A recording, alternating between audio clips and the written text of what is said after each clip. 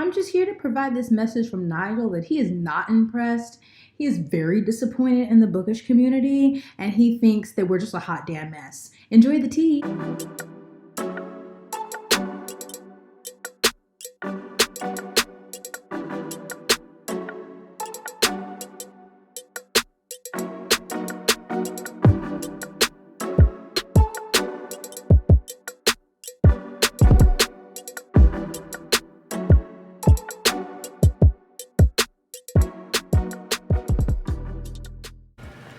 Hey, hi, hello, welcome or welcome back to my channel. My name is Jess, and hey, I'm trying to clock back in to the booktube life. So back with a community where I do not usually keep you abreast of what's going on.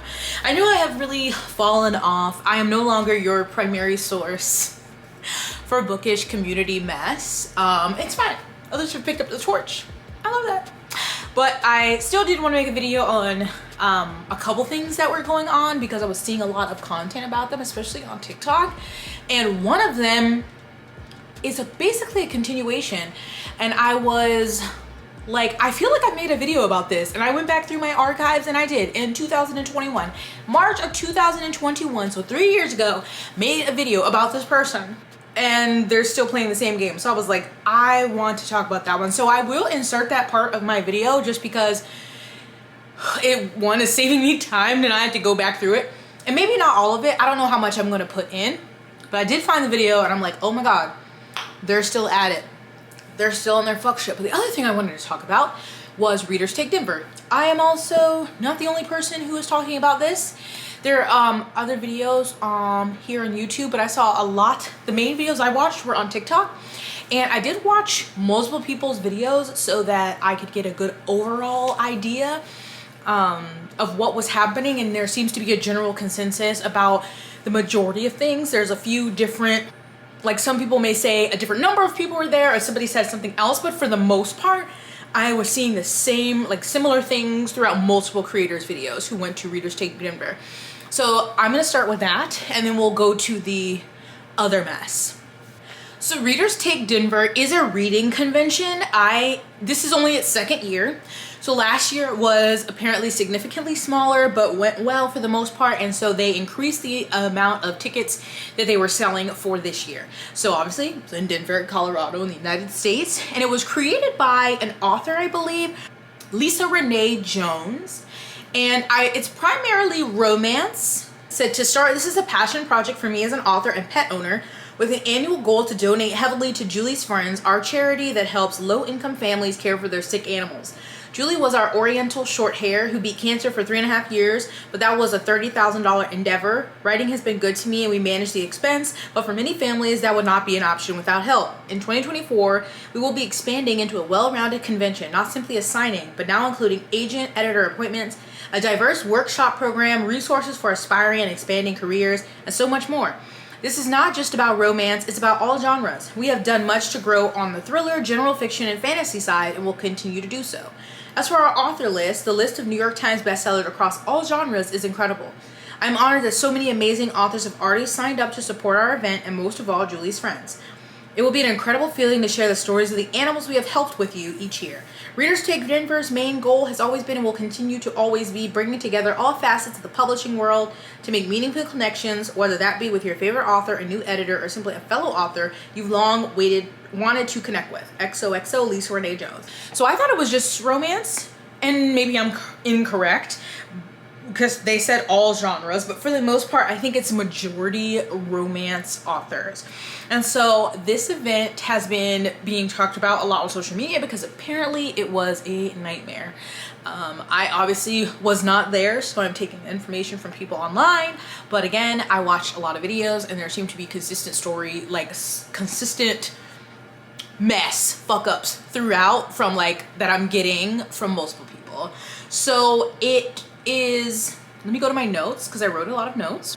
So I've seen some people say that even just getting there in the hotel, I think, okay, so it was at the Gaylord Rockies Resort and Convention Center, I'm pretty sure, where also the like the signings and events were, and also you could stay there. I saw multiple videos of people saying when they were getting there to check in that they were saying it was overbooked, or that their rooms were first come first serve, even though people have known about this for a year, so they've had their reservations for a year, or for 8 to 9 months. And one video I saw who said that then said that it was just a mess, but then they eventually got into their room. But I saw another person saying also that they were told it was first come first serve, and I'm like, what do you mean? That's not how a reservation works. Like, that's not how a hotel reservation works, unless they showed up without a reservation. But I don't think people, especially who are coming out of town, some people out of the country to Denver, are going to just show up and hope that a hotel has rooms. I just saw that a few times. I heard that the registration for the event was a nightmare and took over 3 hours for most people. I think they had 2 days of registration, and some people were told or opted to come back the second day, but then when they came back the second day, they had run out of the swag bags that they were promised, and they didn't have enough of the cute lanyard ID tag things for the convention, which, maybe people don't think is important, but people want those and they collect them for their collection. And also, I saw multiple people saying that for the registration, it wasn't well organized, on a computer, you told them your name and they typed it in. They said they had just cards, they had to go through piles of cards under, maybe they had A, B, C for your first or last name, and then they had to go through those. Some people who had registered for this event, they weren't finding them. There were people who were just coming as readers, but then there were some people who were volunteering at the event. There were tiers of influencers, and they didn't always have that notated on their badge. And one person in their video showed how, I think it might have been the Lisa Marie Jones lady, basically just wrote it on a Post-it note to attach to their ID badge. Another person was talking about being misgendered. They were supposed to be there, I think, to moderate a panel, and they go by they, them pronouns, and they had everything listed as she. They didn't really have they didn't have that on the badges, and they were told there should be pins or something when they get there to, let people know their pronouns when they see their name on the name tag. Those weren't provided. I'm this sounds wild, because I don't know the official number, but from multiple videos I have gathered that the last year's event was about 800 attendees. I think this is just attendees, and that's not including authors, but this year it was around 32 to 3,500 is an average number that I'm hearing. And that's basically a triple, that's 3 times the amount in 1 year. And I was hearing that, so the person who created it is an author, but not an event planner by trade, and it doesn't sound like she hired one. And so you're scaling up your event that much in 1 year, and you don't have a actual event planner or event team to help you. Sounds wild, but it also makes sense when you hear about all of the mess that was going on. So registration was a mess. Let's see. And then in regards to the actual author signings, I saw that they had 2 separate things. So they had one that was rising stars, was supposed to be for the new authors, and they were supposed to have a special time that was dedicated to them. But for the major, or the already established authors, they had such limited signing time that they ended up doing pop-up signings during other times, and some of that overlapped with the rising stars authors time. Also, they also had panels going on at that time. So how are you going to make a time specifically for rising star authors and then have other things going on? That's literally it's to bring attention to these new authors. And allegedly both established authors and the rising star authors still paid the same price for their table, so that doesn't make any sense to me either. The whole event, so again, it's in this big resort hotel event space, apparently did not have water. Not they didn't have water, but they had maybe, I guess, these little water things set up by the event, but they ran out really quickly and were not being refilled. And so people had to buy water from the hotel, and a small bottle, I don't know the ounces or milliliters, was about $4, and a large one was $7. Excuse me? That seems like that should be illegal. And I love me a bevy, and you're not gonna have me no water? That's bare minimum. Also, it appears that it was an ADA nightmare. And when I was just on the website, there was under the frequently asked questions, there was something about disabilities. Hold on, I'm gonna go back. What if I have a disability? We have an official process starting in 2025, and you will have to fill out a form for 2024 contact, and then there's an email. You should have had that in place for this year. Actually, you should have had it in place for last year, but so many people were saying because the event was so unorganized and there were so many people, there were not adequate staff or like security to keep lines, you know, like in place, and people are going to be people, and people are walking in the middle of things and taking up space, so that it was very hard for people who maybe had a mobility aid or who were in a wheelchair to navigate space, like to get around the event, to get down to an author. I watched an author's TikTok about how she saw a reader in line who like physically couldn't get down to the table where she was, and she wanted to go. She tried to go to her, but that person was also trying to go to other authors who were down there, and there was no way for her to navigate in her wheelchair. And I'm like, in the year of 2024, these are just baseline things. But again, if you're not an event planner, maybe you don't know those things. But I kept hearing that from multiple people, that it just seemed a clusterfuck, nowhere good, because you know, there's people with like their carts that they bring because they're, you know, have a lot of books that they want to get signed or that they purchase. And so that's naturally going to take up space. But that's why you have people there to control crowds and control lines and put them in places so it's not impeding movement. Oh my gosh, just some of this just seems wackadoodle. I also heard that the amount of times authors, primarily the established one, had to sign was not a lot, that it was like 6 hours total for the weekend, I think. I could have written that down wrong. But also that some of them, they would come into the room and tell them like they had to wrap it up, so they would end them 15 minutes early when they already had a limited amount of time. And again, that's why they were doing like the pop-up signings.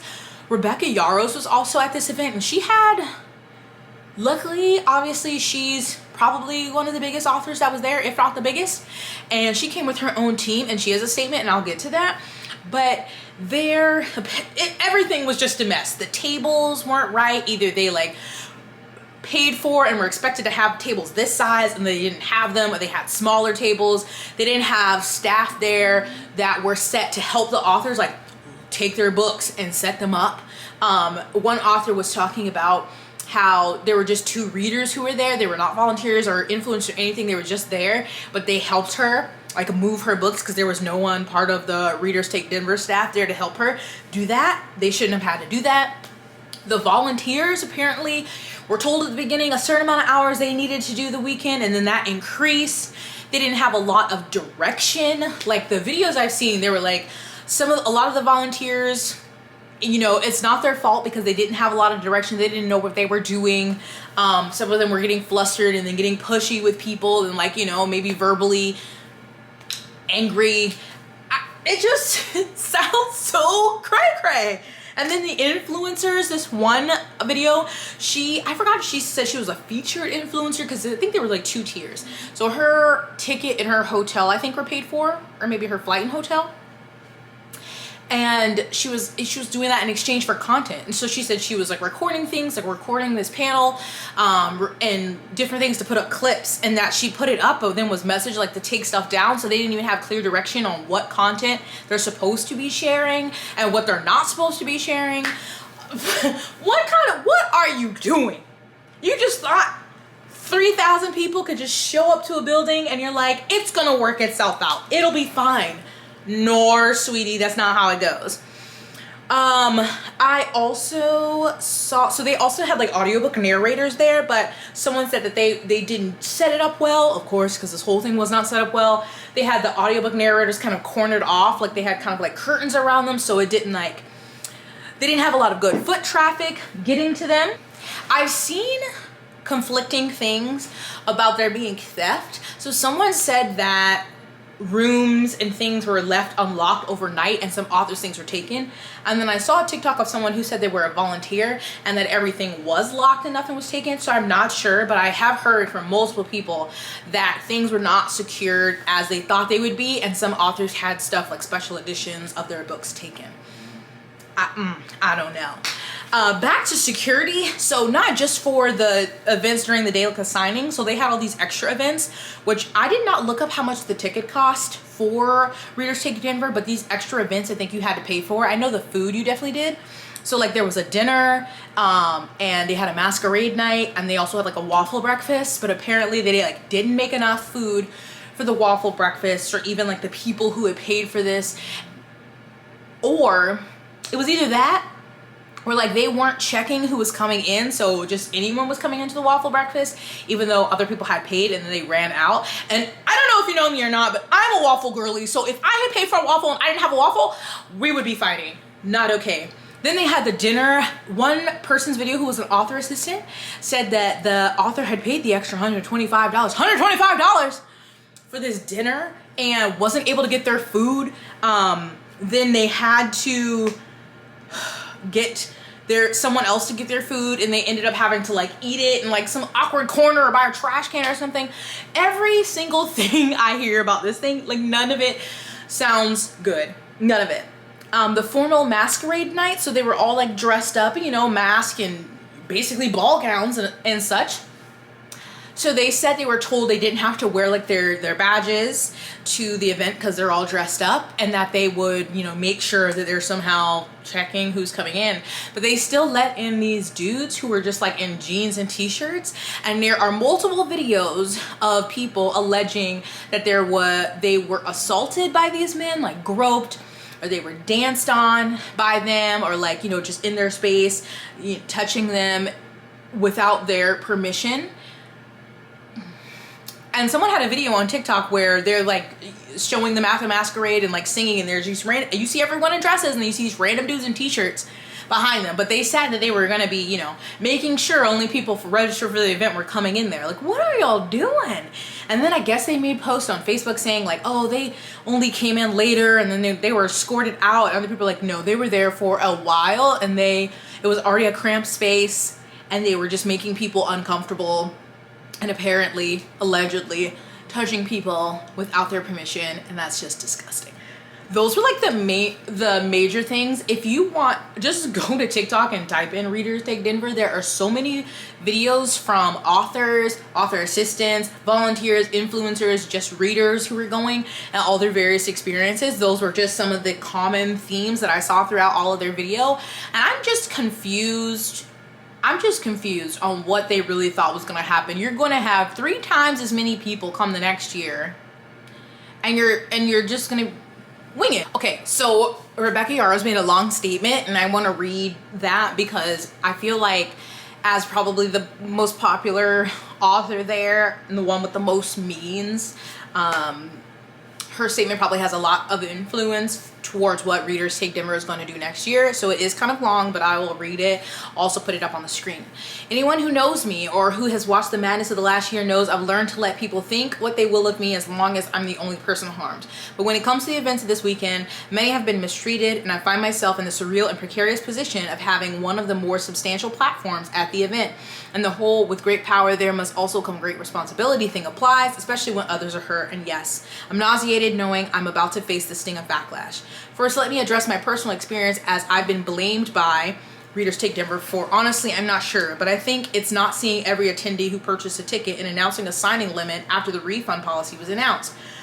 1. When I signed on to RTD, Readers Take Denver, in June 2023, the publicly announced estimated attendance was at 1,700 to 1,800 readers, and the mission of the signing at the time was short or no lines and the ability to see as many authors as attendees wished. I wasn't arrogant enough to think all 1,800 people would want to see me, considering last year was split pretty evenly with thriller readers.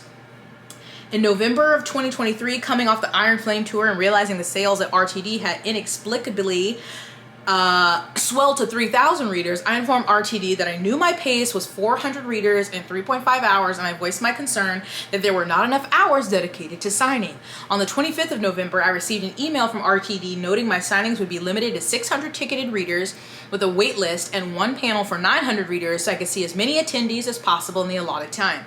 I was heartbroken to limit it, but felt it was better for readers to know whether they had a ticket than hope and leave disappointed. They knew November 25th, peeps. Right here is where I would absolutely take accountability as others have failed to do. The RTD staff knew at this point I could not see every reader and had the basic details of how the signings would proceed, just not the nuanced details of how to ticket. Between the cogs of my writing deadlines, travel schedule, booksellers, and holidays, we could not find a time to meet until the middle of January to finalize the details on ticketing announcement. Please know that I had no idea that RTD had a no refund policy or a deadline approaching, or I would have juggled everything to make that announcement happen sooner. I was shocked, and I'm truly sorry to every reader who purchased a ticket to RTD with seeing me in mind and were denied access. You have my most sincere apology. I'm disappointed that RTD didn't make it known to me so we could give readers ample time to make informed choices, and I will never sign onto an event without knowing such details in the future. 3. I requested that the interest forms for the signing and panel go live simultaneously so that readers who rolled their eyes at the rules could have their second choices deleted according to the time they entered them. First come, first served. It was not my wish to do a lottery, as I think lotteries are impossible to keep transparent or fair. 4. In February, amid the concerns over denying refunds, I asked RTD for additional signing time to see more readers and was given an extra hour on Friday night. I made it clear that I could happily sign an hour or two extra on Friday night, but no more that morning with the panel, since wrecking my wrist Friday would mean jeopardizing Saturday's signing. Though I was technically given the requested hour at my table, the entire signing was shut down amid yelling and flickering lights Friday night at 5, leaving our table empty and our efforts sadly in vain. We could have easily seen another 100 or more readers. 5. In February, I asked to sign longer after the Saturday session so I could see as many readers as possible. I was denied and told I would ruin the plated lunch and anger all its attending authors if I did so. I continued to ask for a month with the same response. It was suggested that I sign during the Rising Star signing. We'll address that in a second. And I declined as to not detract from those authors. At this point, defeat sank in and I gave up trying to fight for more hours. Sunday was not an option as it was one of our kiddos' birthdays and I was already missing another kiddos to pre-sign all the pre-orders. Under RTD's instruction, the bookseller ran a pre-order in our name. Yikes. When we asked they stop so we can manage our own pre-order and avoid confusing readers, the bookseller immediately did so, though RTD shifted blame. Let's be clear. I'm all for booksellers doing their thing and selling books. We love you. But RTD selling my signature without asking me first is icky, and twice as icky when readers don't know where the heck to pick up their books. To readers who spent precious time bouncing between our booth and the bookseller, I'm so very sorry. Our team did our very best to mitigate confusion, and we weren't always successful. If you ordered through the bookseller and didn't pick up your books at our booth, RTD is now in possession of your pre-orders. If you didn't snag yours placed through us, I have your bags at home, and I'm absolutely willing to ship so you get your books. For the most part, our signings were left alone, and our team got through as many readers as we physically could. If you were on the wait list and hung around, Rachel snuck you in between numbers. However, the system of calling numbers was inefficient and didn't allow for equity. We were 100% shut down on Friday, and none of our requests for more readers were posted after 11 a.m. on Saturday after we reached 625. I'm frustrated and so very sorry. Until now, I've abided by professional courtesy as we share an agent, but amid rumors of preferential treatment, please know that there was none. While RTD did make my hotel reservation and waive my table fee, I paid over $10,000 in hotel fees, sold books at Amazon prices, pretty much cost when it came to Fourth Wing and Iron Flame, hauled my own books, swag, bags from home through the hotel, and I'm so very lucky to have my team with me. Though I actually asked to be included in the ballroom with other authors, I will say that having a private room ended up being a blessing as it allowed my team to bring as many readers to us as possible without the constraints faced in other ballrooms. Though I did ask that everyone be seated in the panel when we entered for safety, and so we not waste reader time with me shimmying through the crowd, which ended up wasted anyway when the panel mics didn't work. Yikes. I never asked for special treatment nor additional security measures, though I was constantly told I was a security risk by RTD, told I'd cause chaos if I informed readers where I'd be outside signing hours or socialize, and was told other authors of the event hated me for pulling attention and would only draw more ire if I asked for more signing time because it would pull readers from panels and events.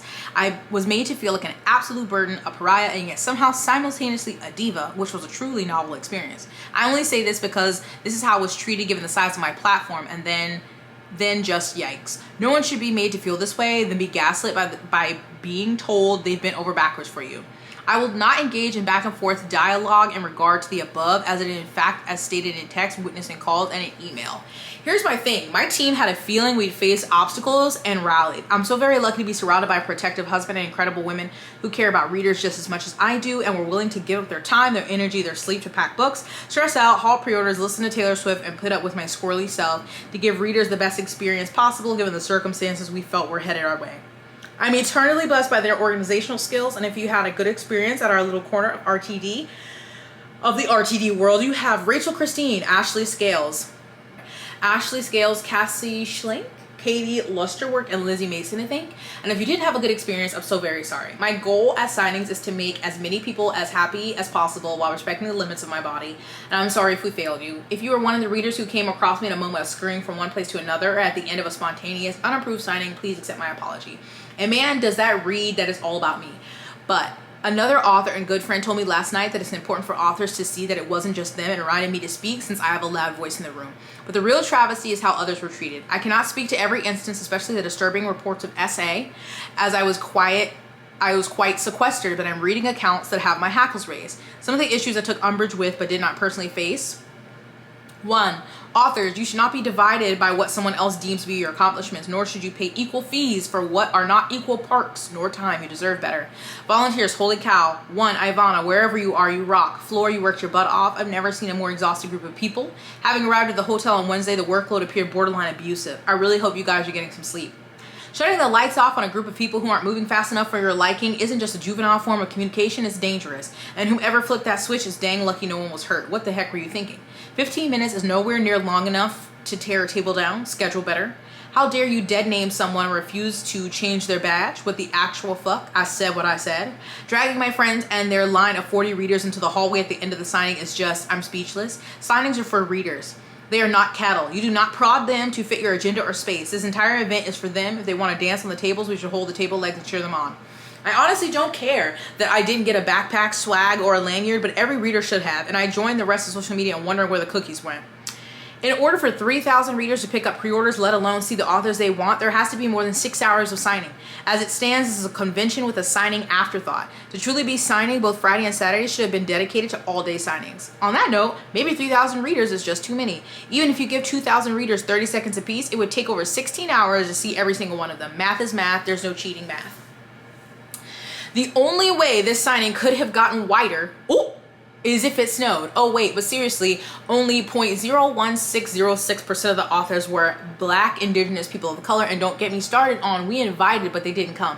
If more BIPOC authors didn't come, perhaps we should sit back and ask ourselves why.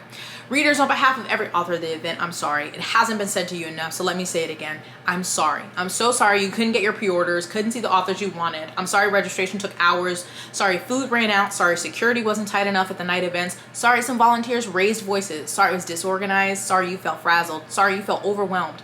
Sorry you did not get to bask in the overwhelming joy that spending 3 days in the book world should give you. That being said, I absolutely will not be attending Readers Take Denver in the future under its current leadership, but I wish nothing but the best for the event and those who attend it. And now I shall go write a book or something. Edit to add. My voice isn't the only one out there, of course. It's just my narrow personal experience to add to an already robust narrative. Please read the following posts for additional voices. I'll continue to add as I come across posts, and feel free to add in the comments as you find others you'd like to amplify. Just a big yikes. I think that there have been responses from the author who created the event and maybe her husband on social media, but my battery's about to die. Okay, I'm just telling you that coming up, I'm recording on my microphone, and I mistakenly had my microphone turned down very low. So the volume is low, even though I increased it, it's still not to the same volume as I was speaking in the recorded part. So you're gonna need to turn up your volume a bit. Okay, and then you're gonna need to turn it back down. I will warn you again afterwards to turn your volume back down. I am sorry, but I'm not reading it again. Okay, I found this on the TikTok. Dear authors, first I want to thank you for attending RTD 2024. We are honored to have had you with us. I wanted to touch base and follow up on some of the feedback I received afterwards, which we're listening to very carefully, and just generally recap the event. First, I would have written sooner, but when the event is over for everyone else, it is not for us. We are still at the hotel and loading the last of everything this morning. Yesterday, we had tight deadlines we had to make. I finally had the computer fully in hand again this morning. First, I hope and pray that as most of you have talked to me personally, you know how valued you are. I'm honored that you were with us. I thank you for attending. The hotel giving us our space late was the tone of how they handled the event. I kept trying to adjust so you wouldn't feel it. I felt like I was climbing a big mountain, and I'm sorry I failed on that front. It was my worst nightmare to have you feel any of that at all. It also sideswiped me because these were not our experiences last year. Not only that they were obsessed with getting us out Saturday for the other event when we had until 2 p.m., Diego had planned to take good care of everyone and help them, and then they started moving people out early. Between that and some complaints of rude volunteers, I was over the top upset that you would feel anything but cared for. Cared about. I don't know if the stress of the hotel giving us our space late impacted them or if we just had some bad eggs, but either way, if you experienced a rude volunteer, can you please email me details in the description? Now, when the schedules and names are right in front of us and a good time for us to ensure that they don't return. In the case that someone has claimed a volunteer put hands on someone, I got security involved immediately because there are cameras everywhere. If we can find the appropriate footage, security has already said they will strongly take action, as will we. I also heard some people have said people who needed extra accessible support didn't get it. That is truly gut-wrenching to me. I personally tried to help anyone I saw who may have been in need of assistance and stopped to check on them. I tried to ensure my staff did the same. In fact, one of our very best volunteers who uses a chair for mobility assistance. They were amazing. Coincidentally, before I ever heard about this, I'd asked them if they would meet with me this week to talk about what they saw and how we can make things better for 2025. I have a call with them next week, so I can 100% promise you that we are going to do anything and everything to ensure everyone has access and is happy and safe. I'm going to send out a little note and ask anyone who had issues to email me, not my staff, so I can see what I can do for them.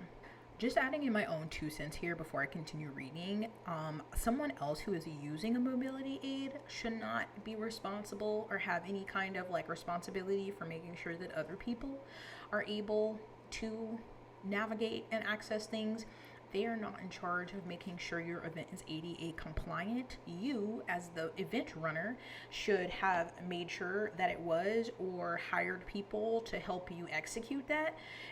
So that's a failure on your part. Don't give me this gut-wrenching bullshit.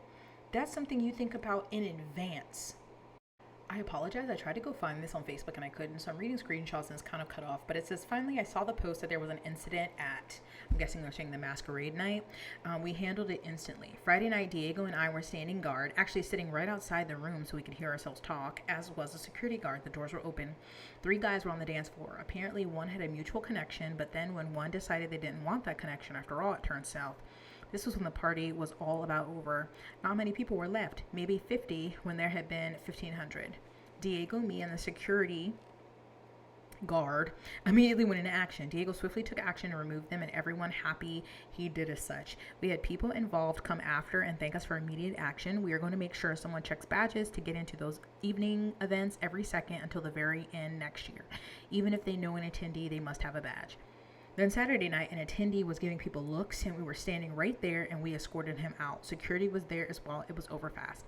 We were there, as was security, because that many people and alcohol can always be tricky, but I want to assure you, me and Diego were personally there.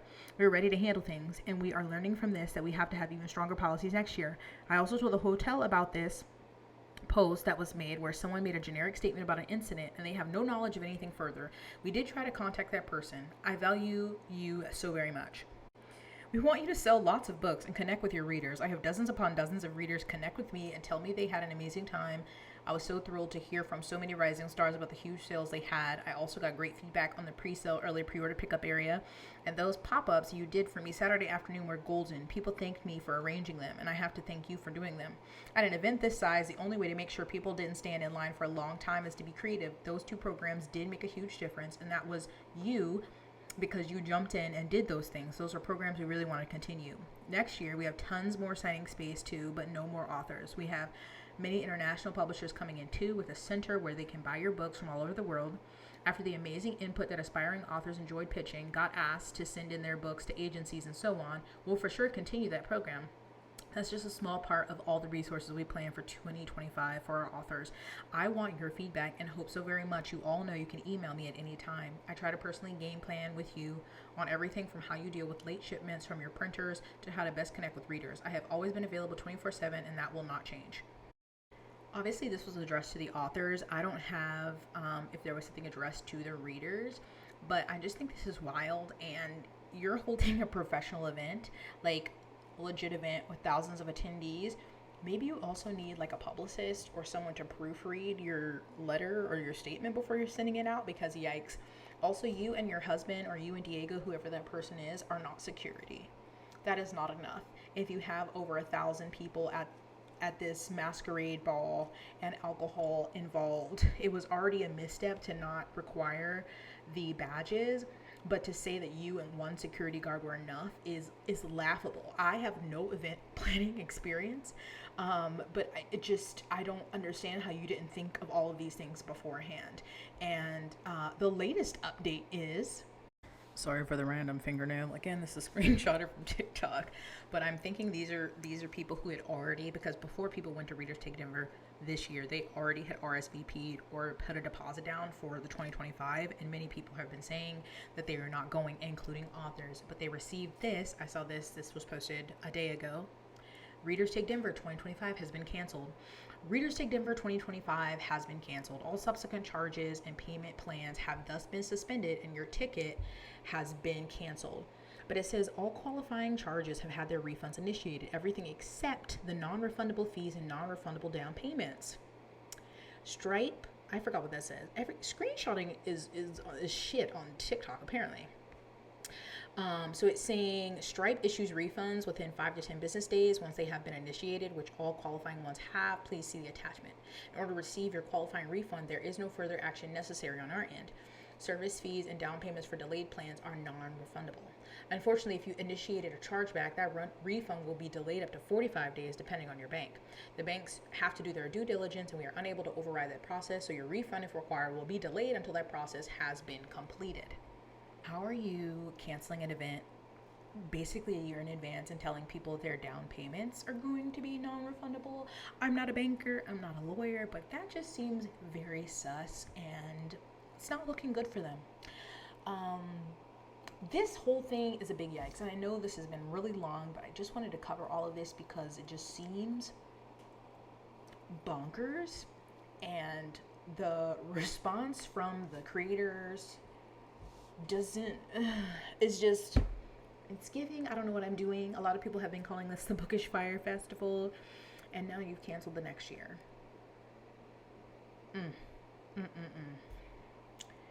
It's a snap and turla.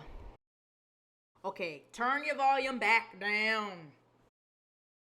And so if I find those, I will add it in when editing. But yikes, did any of you go to Readers Take Denver? Were you thinking about it? Are you glad you didn't go?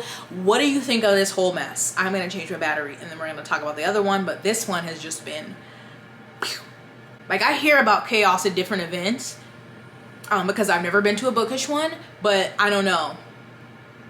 A lot of people are saying Bookish Fire Festival. It sounds like an absolute nightmare, and it sucks for all of the people who went, especially if you were, I mean, for anyone who spent money, but especially the further you had to travel to go there. And also back to the no water. You're coming to the Mile High City, you can't give people water? That's one of the most important things about changing altitudes, is to hydrate. No.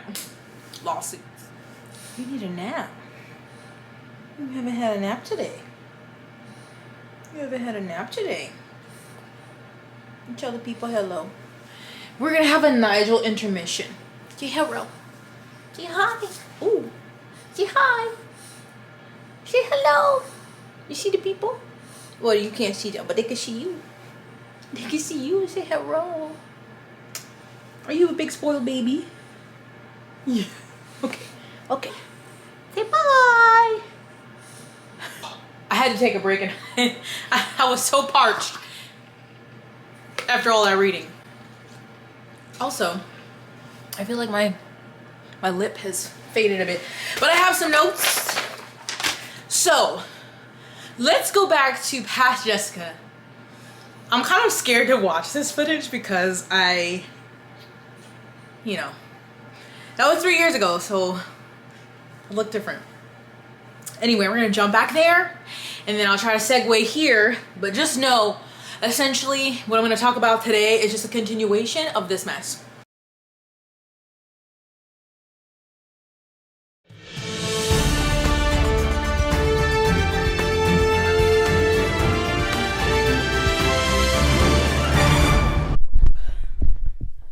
I'm tired. So, the center of this story is an author that has written under the name Taylor Barton, Taylor Brooke, Brooklyn Ray, and Jupiter Wise. So someone had sent me part of this story a few weeks ago and I hadn't gotten to it. And I honestly forgot about it, I'm sorry. But it was from another author named Jude Sierra, who co-wrote a book with Taylor Brooke. Well, under that name, Taylor Brooke. And then recently there was an account that's just called Anonymous that says victims of, and talks about this person going under all these names. So this tweet says, victims of Taylor Barton, Brooklyn Ray have reason to believe that Jupiter Wise is Taylor using a new pen name. If this is the case, they are also performing brownface by claiming a Latinx identity, although they are white. Okay, so we're gonna look at my screen with all these tabs on it. So this thread, and it has the next few threads or the next few tweets have their evidence. So this shows Jupiter Wise's, so this is on their agent's page. It said, welcome Jupiter Wise, and here's a picture just showing the eyes, but it says Jupiter Wise's announcement photo on their agent's website includes a photo where only their eyes are visible. There's a clear resemblance between Jupiter's eyes and Brooklyn Ray / Taylor Barton's eyes. And here's a picture from Brooklyn Ray's Instagram. And also when I Googled Taylor Barton here, there's this image. And then when Taylor Brooke, same person right here, just obviously a little different. Now, nothing Jupiter Wise didn't come up. They're using like an emoji or something or whatever, a character. So there was already one indication that might be the same person. Then under the pen name Brooklyn Ray, they shared photos of the Christmas tree on Instagram, and they had the same ornaments. Like this person was detailed. Showing the ornaments on the Christmas tree from the two different Instagram accounts. Then they have in the Christmas tree post, in the Christmas tree post, Brooklyn Ray, Taylor Barton makes a comment about new agent, new pen name right there. And more with the Christmas tree for evidence. And then they also said Taylor Barton and Jupiter Wise share the same zodiac chart. First image is from Taylor's. Tay is a lion, Leo, Taurus, Libra, same thing. So this is the Jupiter Wise Instagram, which is now either deleted or private. And in their bio, they have Brujo, and that is them pretending to be, or them trying to adopt a Latinx identity when they're obviously white. So they contacted, or Jupiter's agent had been contacted, Tara Gilbert, and she said she had never worked with a Taylor Barton or Brooklyn Ray. So it says many of the people Jupiter Wise interacts with regularly are previous victims of Taylor Barton. It is not our intent to dox an innocent creator nor force someone to disclose their identity, but to protect victims from them. So it's like, what did they do? So it goes back to a thread. So back in June of 2020, which was like the height of all the protests and everything in America and around the world with Black Lives Matter marches and protests. So the tweet is deleted, and I can't find a screenshot of the tweet, but obviously they have some anti-blackness, some racist language or whatever that they've perpetuated, and then they made a really terrible apology. So the Emory's tweet says, you can't apologize for targeting vulnerable people of color by donating to a non-POC organization, especially when you were specifically spoken to about anti-blackness. This tells me you literally don't understand the beginning of what you're doing. I see they're donating from their lesser known indie account to an actual black organization. So even in their reparations to our community, we get less than white people. Even in our reparations, we were a second thought. This is not an apology. Listen, there's a lot wrong with his apology that I don't have the time to dissect right now, but first and foremost, you can't apologize to a group by supporting a different group. That's adding salt to the wound. It makes it worse. This is horrifying and frankly embarrassing. And anyone acting like this is a good apology or centering the author here is really missing the point too. You can't accept an apology for someone else. And if you think this apology is acceptable, you have work to do. So this was a book they had coming out last year called The Ninth Life. I think it was being published by Inkyard Press. What in the thread also showed that they were using this as their icon when they're clearly, they're using a brown icon and they're clearly white. And they're using multiple accounts. So they have Brooklyn Ray, then they have another one that's called like Tay is a lion, or Tay's a lion right here. And they have this apology. Oh, here's the apology. So I'm gonna try to zoom in. I called out for anti-blackness and donated $500 to the Trevor Project, which is a great organization, but that doesn't have to do with racism. The apology says I've made mistakes, I'm listening, I'm learning, growing, and taking steps to interrogate my own internalized racism. Anger has always been my shield, but vulnerability is the only way I will ever learn to grow. The conversation surrounding me and my actions, the hurt I've caused, and my missteps is important and necessary. Transparency in this industry about pain, abuse, and racism is desperately needed, and I'm thankful for the chance to become a better ally and author. I'm actively reaching out to those I've hurt with apologies, but I know that isn't enough. The only way I can make this right is by stepping back, listening to critique from my community, and doing the work to become a better person. Apologies are hollow, but I intend to make good on this. As a start, I've made a one-time $500 donation to the Trevor Project. To follow, all future royalties I earn off sales of The Ninth Life will be donated to the Trevor Project as well. To those I've hurt, I'm so sorry. I hope I can make this right somehow. So that's just a weird apology there. And so then Emery continued with, okay, so I don't want to let this die. Okay, so I do want to let this die so we can go back to focusing our attention on the people who matter. But first, I want to address why their apology sucks. These are things white people always do wrong when apologizing but never get held accountable for. Let's start with the obvious. What was Taylor called out for? Their apology is vague and beats around the bush. Sorry to the people I hurt. Who? BIPOC authors, especially queer ones, as well as people are manipulated, gaslighted, and silenced would be a start. People never want to say these things because it means admitting and writing just how terrible their actions were. They can't deny it, and anyone who didn't see other accusations will know now. But if you were really sorry, that wouldn't matter. Taylor isn't sorry. 2, who are you centering in your apology? If their first target was BIPOC authors, that should be the focus of their reparations, but it's not. They chose a big name, queer organization, because that org looks good on paper. They really thought it would get them support. But it still does nothing to the main groups they harm. Not to mention, they're more likely to receive the perks than anyone else. They're donating royalties, which most authors never see. To donate, they'd have to earn out, which benefits their career. They can literally use the fact that they earned out to negotiate higher advances down the road. Sorry I hurt people. Here's a flashy organization you can support by helping me boost my career as apology. Several people called them out for this yesterday, including myself. I specifically unblocked them so they could reply. But who did they reply to? Not me, the person they hurt. And who called them out? No, they replied to the white guy.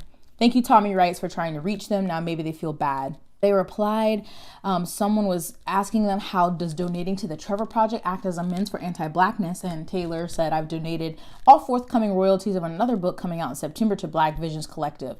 And they said, that still doesn't explain why you've chosen to center Trevor Project in your apology. And Taylor said, you're right, I'm sorry. I centered Black Visions Collective in the tweet on my other pen name, but it has a smaller following. I fucked up again, I'm sorry. And again, this is another account that has like a brown icon. Wrong. They not only emailed me, but their agent emailed my agent multiple times yesterday asking me to help them apologize. They have no problem invading my space as long as it's private. Why? Because the last time we did this dance, they gaslighted me and tried to have me canceled. They have specifically asked me to speak to them about these things in private because they know they can twist my words like they've done before. This isn't an apology. They're not sorry. Also, I want to note that even though Taylor admitted they fucked up about donating to the Trevor Project, instead of taking it down or revising their tactic, they pinned it unrevised to their profile. So Taylor then pinned their apology to their profile about their listening and learning. If you know what you did is wrong, you also acknowledge that the people you hurt have the right to not trust you, right? Especially when what you did was manipulate and gaslight people. But Taylor keeps asking people to reach out to them privately, which makes no sense. They've also taken the initiative in emailing the people they've hurt, with both only comes down to the people who've spoken up publicly, lip service, and is just generally intrusive. If you manipulated someone, showing up in their inbox is terrifying and centers your feelings. But everything about this apology has centered Taylor from the beginning and that's obvious in how blatantly it fails to address the actual groups that were harmed. The last thing I want to address in Taylor's agent, and frankly, this is a big one. So Taylor's agent, Saba, is defending Taylor on the grounds that they're sorry and trying to do better, which is previously stated is obviously not the case, but here are a few places she went wrong. One, it would have been easier for me to leave Taylor. Hypothetically, maybe, but no. Most agents are deeply hurt to lose a client, and frankly, when you put that much time and energy into someone's career, canceling them is not great. That's time and money sunk. But in Saba's case, her client is white. Why cancel someone you can easily redeem? Ooh, yikes. And so Saba's tweets are, this is not the end of this, and I will personally make sure of it. I have to believe that people can change, we'll listen, we'll make reparations, that there is a point to this fight. We are all fighting to end systemic racism for Black people. I am listening. Thank you. It would have been easier for me to leave Taylor, to cancel them, but that wouldn't have changed anything long-term for the people they hurt.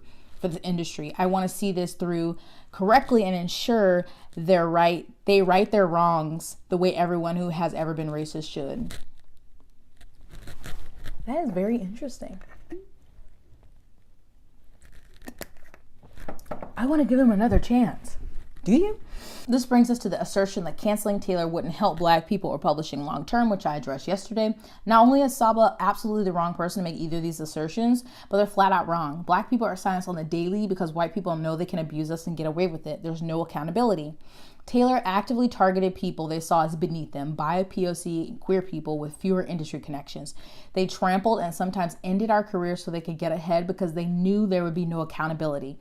Because this far, there almost never is. Holding Taylor accountable and effectively canceling them is the best move for the community. Not only because it says if you abuse and trample your peers, there will be consequences, because it takes away their power to do it again. Look, change, I believe in it too, but Saba made a fatal mistake here. She thinks you can change a seasoned abuser overnight. Very true. If Taylor really sees what they did and understands they need to change, they also understand this isn't a little mistake. They didn't misspeak. They didn't just write a racist book. They manipulated and abused people for years, namely Black and queer people. If they truly want to change, they should realize this will require time. They should realize people won't trust them. They should decenter themselves. But neither Taylor nor Saba sound like they want active change. They sound like they want to save face. And frankly, I don't accept their apology. We need proof that Taylor isn't going to hurt anyone else, and that's not proof we can see overnight. That's proof that takes years of hard work. Is that tough? Hell yes, but they earned it. That's accountability. Also, if you were consider supporting their book because it gives to a non-Black charity, here's a review talking about how their token Black character isn't even labeled Black on page, but they're still going to use their anti-Blackness to sell copies. I went to look at the review, but it's no longer up. When I forgot, they also subtweeted this reviewer, twisting their words to boost their book. I don't think an apology was ever issued, but yeah, please boost their career by buying this book. It gives to charity. And so on Emery's thread, I guess Taylor commented, Emery, if you want to open a dialogue, I'm here. I want to listen and make amends. I want to do better. May I please reach out to you privately? We can speak on the phone or through DMs or email. And Emery said this was Taylor's response to this thread, where I unpacked how abusive it is to expect people you've abused to speak to you in private about your bad behavior. After being called out politely for this tweet, Taylor deleted their account, but screenshots are forever. Amen, amen. I wish I had the original things on what they did, but it just sounds like they have a history of manipulating people, gaslighting people, and specifically by POC and queer individuals, and then, trying to hash it out in private, and the character in their book not even Black on page. Hot Mess Express. So that was all from last year. At least that thread was from last year. It seems like they had been doing all their mess for years. But then also more recently, there's another author, Jude Sierra. So in 2018, under the pen name Jude Sierra, she wrote a book called Shadows You Left with Taylor Brooke under that name. And Jude Sierra is Latinx, and Taylor Brooke was basically brown facing as Latinx, and they co-wrote this book together. And then in 2020 or this year, Jude Sierra found out that Taylor Brooke changing their name to Brooklyn Ray was going to republish the book they co-wrote, but just under their new name. And they changed a little bit of the story, but it's basically still the same story they co-wrote together, and basically was like, okay, I'm just republishing this, changing the name. This is my story, and leaving Jude out of it. So already more messy behavior. Reed, Taylor, Brooklyn, Jupiter situation, and how they have compounded feelings of violation and helplessness time and again, including currently refusing to pull publication of my stolen work still, as well as now finding out that Taylor was writing under a new name, masquerading as a Latinx author. As a Latinx author who has confided in Taylor about some of my struggles as a Latinx author, I just can't. I've tried my absolute best to be a professional as possible on social media while dealing with Taylor stealing my work. I found out about the caged match. That's what Taylor renamed the book. So it was Shadows You Left, and they renamed it Caged Match. Situation over a month ago, I sat on that knowledge while trying to figure out what I wanted to do about it. Honestly, the last option besides giving up I wanted was to take it to social media, which means I've kept some of the more personal things that hurt me back in order to keep things clean and clear. That's over. The month before speaking up about Caged Match Shadows was more difficult than I can explain. I was already struggling to come back from depression. There was a part of me that felt absolutely broken by Taylor stealing our story. The feeling of violation and helplessness I've experienced left me unable to function for days. I'm struggling to find words to match how broken Taylor has made me feel. And so it's a really long thread, but they go to, just talking about their personal feelings and relationship with Taylor, and it looks like it's been pulled off of Amazon, but she's not sure if Taylor did that or if Amazon did it. Friends have helped her reach out to a lawyer, but it's still an ongoing situation. She also said that she's spoken to Taylor about being Latinx in the publishing community, pain that she's experienced in real life, people asking her to prove that she was Latinx, and then having Taylor trying to pass himself as Latinx under a new name, and she just doesn't understand it. And she's tired of feeling helpless. That was her story. She put a lot of heart into it, and now it's being stolen by somebody you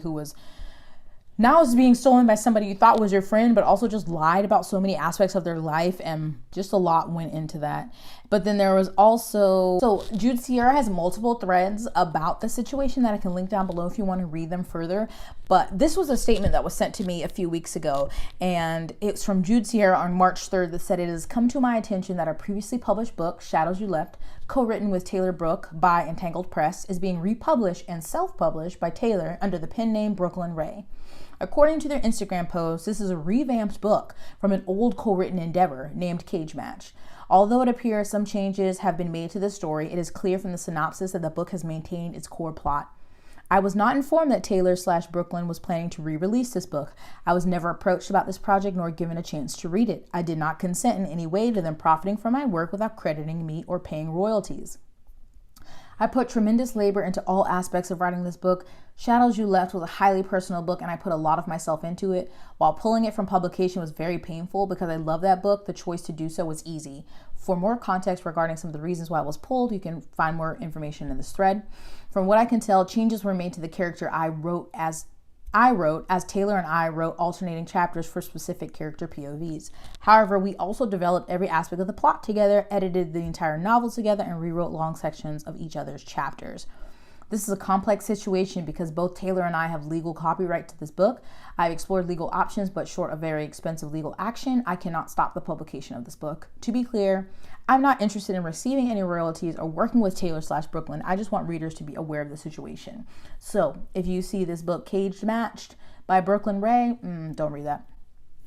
So that situation is a mess there. And then there also was a situation with a newer author. So this is a tweet from March 14th, and it's by Vianne Lodonio. So some of you might recollect that I have been working for the past months on the development of a graphic novel with Jupiter Wise, who has been outed as a white person pretending to be Latinx with me, an actual Latinx person. Here's my angry rant. I'm mad because of the obvious reasons, but more than that, we were working on a story about Latinx immigration. Wow. We weren't really friends, more like working partners. We had the same agent, but I was finding it hard to work on writing due to my chronic illness. So when I saw Jupiter had a cool idea for a story, I decided to collab with them. So they started working together, and Vianne said I overlooked their lack of knowledge about certain aspects of Latinx culture because they claim to be second generation. I'm like, okay, that's fair. That happens. So they help with character naming conventions and such.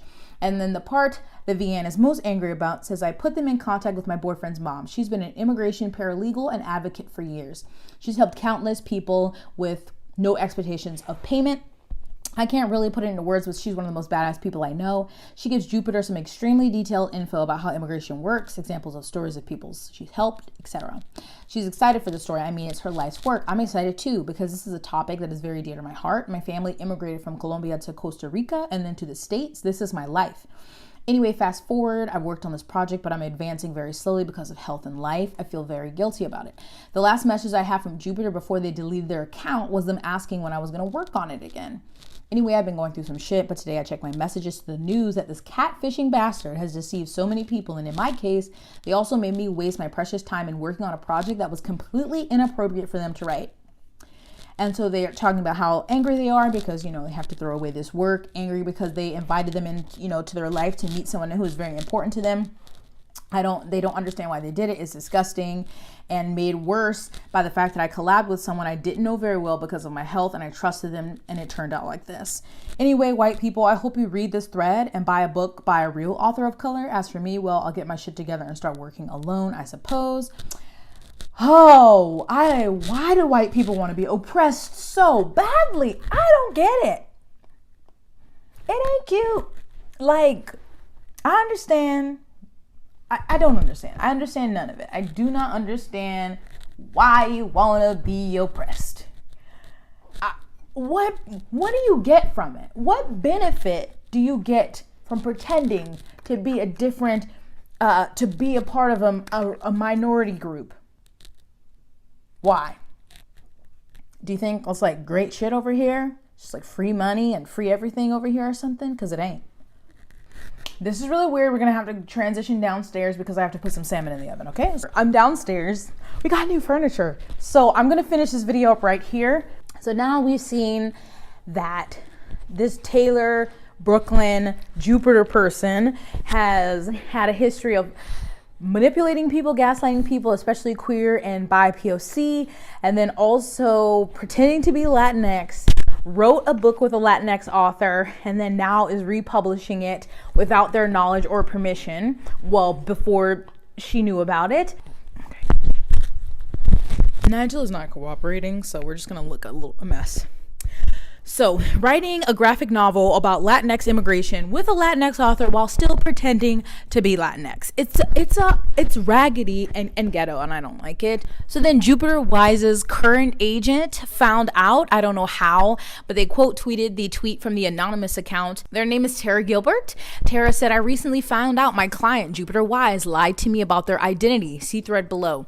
Long story short, when I offered rep and they didn't want to speak by video because of dysmorphia, I wanted to respect that. I'm a huge advocate for mental health and personal security. I would never violate my clients by forcing them to do something they were uncomfortable with.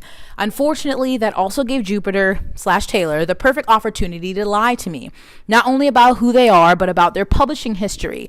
Never once did the names Taylor Barton or Brooklyn Ray come up when I signed them. I'm heartbroken and shocked by this. Thank you to all the people who reached out to me and brought this to my attention. I have terminated my partnership with them." Whew. So, y'all, what is going on? Why are people so ridiculous? And this time, this was more on the author, but also their old agent has some culpability too, to say, I'm not going to cancel them. I'm going to give them another chance. Like, I don't know. I can't even think of an example where it's something easy where you could just apologize and move on. Like, you just don't stop being racist. You know what I'm saying? Like, it's not an overnight. You might have to be like, Papa John and go to freaking racism rehab. It's just so ridiculous. And I hope that all made sense. So Taylor Barton, Taylor Brooklyn Ray, Jupiter Wise, all the same person, all a white person pretending to be Latinx and has harmful history towards BIPOC and queer people, and obviously can't apologize, can't take responsibility, stealing work, publishing work that they did with another person. And it's gross. So just so you know, if you're browsing like romance books or something and you see any of those names, maybe think twice before you read them. So Jupiter's ex-agent Tara tweeted, "I'm getting a lot of new followers. Hi, thank you. But I'm also really paranoid, so I'll be blocking any accounts with no followers or that are brand new. I found this one and I believe it to be Jupiter/Taylor. Please be careful." And then here is that account. And someone else said, "If this really is Jupiter, you unfollowed me in 2020. Don't try to follow me in 2021 with a sock puppet account. I'm not in the mood for your foolishness, Taylor. Go on now. Get!" And finally, Jupiter/Taylor/Brooklyn, whatever. If you're reading this, go fuck yourself and get off the internet forever. So I believe in that video, we cover like the Taylor Barton, the Taylor Brook, Jupiter Wise information. Still going on. I guess they changed and they added more names to their list. Even on Twitter, I took a screenshot. Someone has known aliases. So we have Taylor Barton, Taylor Brook, Brooklyn Ray, Jupiter Wise, right? We have Hunter Taylor. writing under Stacey Anthony, Bailey Green, Cordy or Cordelia Lynn, St. Harlow, Freydis Moon, Hunter Llewellyn. Like, my biggest thing is, the previous video already told you everything, and then this is just going to be more accounts of that, and one thread from Twitter, just one, about someone's experience with this person. I don't know what their real name is. Who knows? But I'm just so, what do you get out of this? This is my question. What do you get from pretending to be someone else? Especially if you are a white pretending to be a person of color. What do you get? I don't understand. Why just not be a white? Why not just be a white? And why are you still doing this? You are an adult. You got caught and you're still doing it. And probably will just like lay low and then do it again. So when I was seeing this, I was like, I'm so confused because this sounds familiar. And it is, because they're the same fucking person. So maybe people don't remember that, when that happened in 2020, 2021. Anyway, so this person, under all of these aliases, acting a fool. So this new timeline, we also have in July 2023, under Freydis Moon, was sharing a work in progress or a whip on Discord and emailing out snippets to anyone who was interested, and they were looking oddly similar to something that had been shared a few years before by Jupiter Wise, one of their previous aliases. And I will insert in here, I have some screenshots. Also in March 2024, they again, but in an author Discord, posted another whip that seemed obvious, very identical to a previous project by who? Jupiter Wise. And they made claims like, oh, they must have stole my work. Are you not tired? I'm tired on your behalf. So there's a long thread by Anna Zabo on Twitter that has, you know, all of the history, what they Googled finding Taylor Brook. It brings up this act, but the name doesn't say Taylor. It says Hunter Llewellyn, who also comes up as a publisher for two of Freydis Moon's books. Then there's I think it was one of the Google Doc. Again, I have the screenshots of a current book that's being edited by Freydis Moon, but the author is listed as Taylor Brook. Like, there's I think a Discord screenshot where Freydis Moon admitted to using another alias, not Jupiter Wise, but St. Harlow as a pen name. And then there's a author who says that they were like harassed and bullied by Freydis Moon under one name, I don't remember which name, but then comforted by them under another name. Like, what do you get from this? Is it like do you get something from like the mind fuckery that you're playing around people? Like, just when I was writing down, this sounds ridiculous, but this is what this person has done, and this is just like a very minute, consolidated, shortened version of what they have recently done, in addition to their previous bullshit. So this one thread that I have, someone posted on Twitter, and it says, hello, I was one of Jupiter Wise's close friends, and until this day, I have been silent about my experience. I've lived in fear for 3 years, worried Taylor would come for me. I'm finally fucking sick of it and have a few things to share so I can move on. For clarity, I will be using JW for conversations I had directly with Jupiter, TB for Taylor Barton, and initials for specific alts. Firstly, I'm the person who provided L. Porter with all documents from the JW era. I am choosing to remain anonymous for my health and safety. Exposing FM, Freydis Moon, was the result of years of scraping for evidence and begging people behind the scenes to believe me while trying to keep as quiet as possible to avoid retaliation. To begin with, I didn't know much about Taylor Barton. They added me one day on Facebook, Twitter. I accepted because I had no reason not to. Little did I know that this was the first sign of an obsession that would haunt me for years. When TB was canceled, I blocked them. I had seen their bullying behavior up close and had no desire to stick around. Life moved on.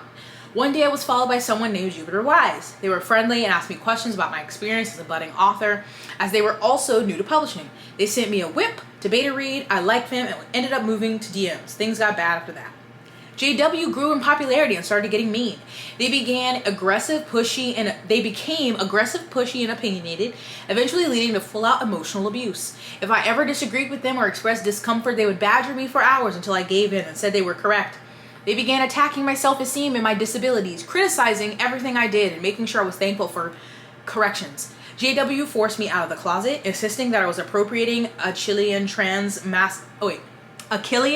transmasculinity by writing male-male romance while being an agender guy instead of a full trans man. This is just one example of how JW spoke to me on a daily basis, having beaten down my confidence to the point where I believed them. And here's a screenshot that says Jupiter Wise. This is February 17th, 2021. It says, but to be honest, it says, oh, okay, I can sneak a few texts. But to be honest, I'm not really following or understanding what's going on with this. I made a joke and you took it really poorly because you're feeling sensitive. But in the end, your sensitivity is not my fault and I have no control over it. I'm not going to censor or really IDK how to put this nicely, but I can't gauge where you're at or what you want from me. But this sounds like I don't know, something needs to handle something situation and I don't know how to handle. I'm feeling sensitive about this. How am I supposed to gauge your sensitivity to jokes and stuff? We joke, we laugh, it's totally fine. And then it seems like it's out of the blue and you're like, I'm sensitive about this all of a sudden. Then it says, does it make more sense to say, hey, I'm feeling shitty and don't want to joke about this right now? Depends, honestly. LOL, LMAO, let's break it more. Anyway, it depends. If you're feeling shitty, that still isn't my problem or my fault, and it's something you need to deal with. TB, Taylor Barton, is anti-black and would routinely seethe over popular black figures called anti-black theory stupid and scolded me over my friendships with black people they disagreed with. Whenever I try to protest, they use their identity as a trans man of color to call me racist for implying their brownness was less oppressed than blackness. This kept me from being able to push back. FM's actions follow this behavior pattern. TB uses alts to viciously attack black women, notably Bethany Baptiste, as both JW and FM, and several more as SH, St. Harlow. I forgot they were pretending to be brown. After JW was exposed, I cut ties with them. I promised not to use any part of our friendship to harm them when they came back, because they informed me under no certain terms that they would be back under a different name. That's why I knew FM was TB, but at the time I was too afraid to speak out without more proof. While I was testing my suspicions, FM tricked me into defending them from initial accusations of being TB. They knew how to use my neurological disabilities to manipulate me. By the time I was certain of FM's identity, it was too late to convince anyone without putting a target on my back. I blocked FM shortly after. They went on to attack me as SH, then tried to make nice months later while blaming me for the hostile interaction. What TB does to communities is more serious than dishonesty and bullying. TB is a stalker and serial catfisher who approaches the same people repeatedly due to fixations. I have lost count of how many TB alts have followed, watched, and approached me. They never end. When JW was exposed, I warned some of their more recent victims of their obsession with past targets. In the sample of Never Say Die, shared in L. Porter's thread, the main character's name is Aiden, after a well-known young adult author who TB was friends with. The rest of the named characters were also inspired by people who TB believed had betrayed them. These characters all experienced horrible violent deaths as punishments. Then a screenshot we have, so you used blank for the bad guy in SD is Never Say Die. Jupiter Wise, of course, I am nothing if not petty. Come on, every character in there is a shadow of someone who burned me. Laura Rose Noble, Thomas, which in retrospect, I never planned on publishing because I had no agent when I started writing at LMAO. To be completely honest, Never Say Die will probably just stay shelved and be like my passion project that I keep for myself. That seems wise. It's also just a very emotional story for me, one I might not be willing to share after all this shit. The St. Harlow alt was an escalation. S.T. Gibson, known as Saint, was a close critique partner of JW. I saw multiple instances of people confusing TB's alt for St. Gibson, which without correction could directly impact her reputation. Saint also shared that she received a query from FM and recognized the writing immediately as JW. I don't know why I'm having such a hard time speaking. I'm giving these details to warn people of legitimate danger, not to spread irrational fear. TB does this on purpose. If you were fixated on or deeply targeted by FM, please be careful because there is a good chance that TB will at some point attempt to worm back into your life. And then there's a screenshot from April 22nd from Saint or St. Gibson. I'll shut up about Freydis Moon soon, but the circle of authors publishing occult horror romance with religious overtones is small, and most of us know each other. Bold and audacious, derogatory, that they thought they could just set up shop in the niche without anyone noticing. Also, since we're telling tales and naming names, even more bold to try and get close to me under multiple names, briefly succeed while talking shit about me behind my back, then query me under a pseudonym as though I wasn't going to identify the writing within the first pages. Isn't one of their aliases also Saint? Weird ass behavior. Sure is. I've been watching my own very uncommon name getting dragged over the timeline all weekend.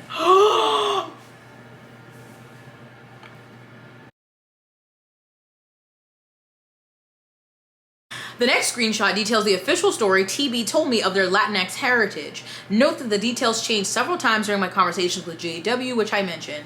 TB shared a photo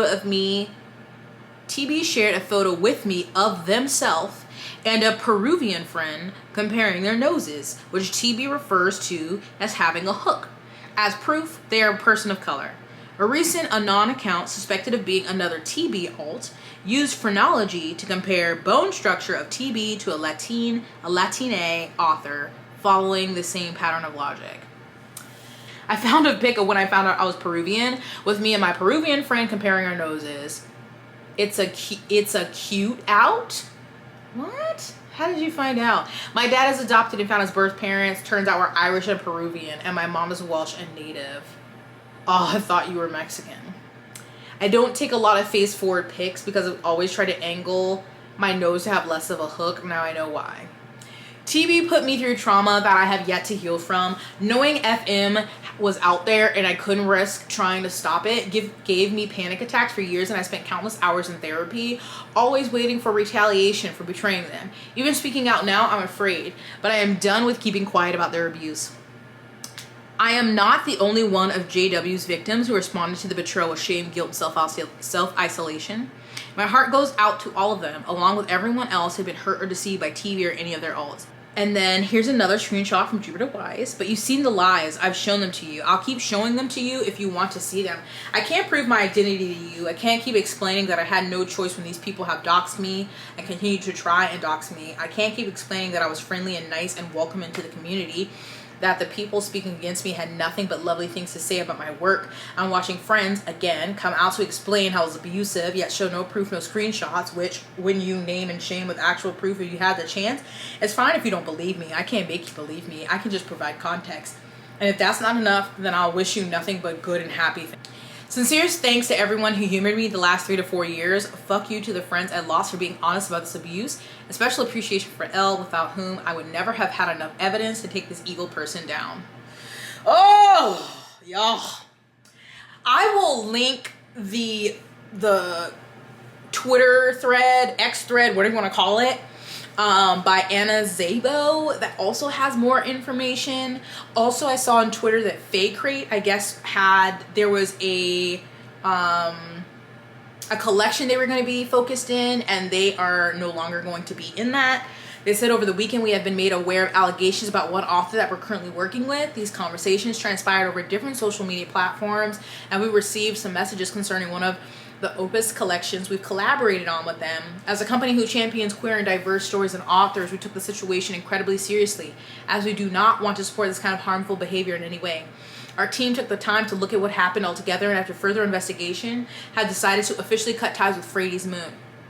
Furthermore, we took this time to work with Freydis on signing away their rights to profit, which means they won't be getting anything from the past sales of this collection for those that do not request a refund. This allows us, as a small business, to hopefully break even or at least minimize the losses taken on this project. These books have already been paid for, produced, and shipped. And then they have information on what's next. So I just don't get it. Like, I don't say this lightly, but that has to be some sort of like mental illness where you just repeatedly do this, to have all of these identities and go through so much to harass and stalk and harm people, like continuously do this over years. Like the amount of time and energy to keep all of these aliases straight, and like your made up backstory, and then claiming to be Latina, and like why? There's something not okay, and like not joking at all. It's not funny. it's just very, I don't know. Why is this a thing? Actually, I'm gonna listen to this voice note from my friend because this might apply to this video. So anyway, my friend was saying, because she had watched another video about this, I think Cindy made a video, and she was saying, why is this usually in like it's very often the YA space, but also in the adult space, but it's usually, what is it called?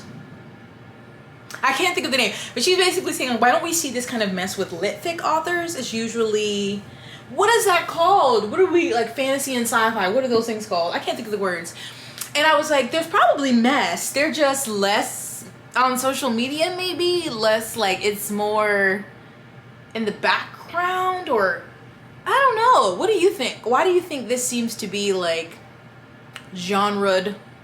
What is that called? I can't think of the word. Yeah, I don't know. I also don't keep up with, the majority of people who are like in my bookish circle and like people I watch and stuff are more of like genre fiction readers versus literary fiction. So maybe I'm missing the mess. Is there lit fic drums?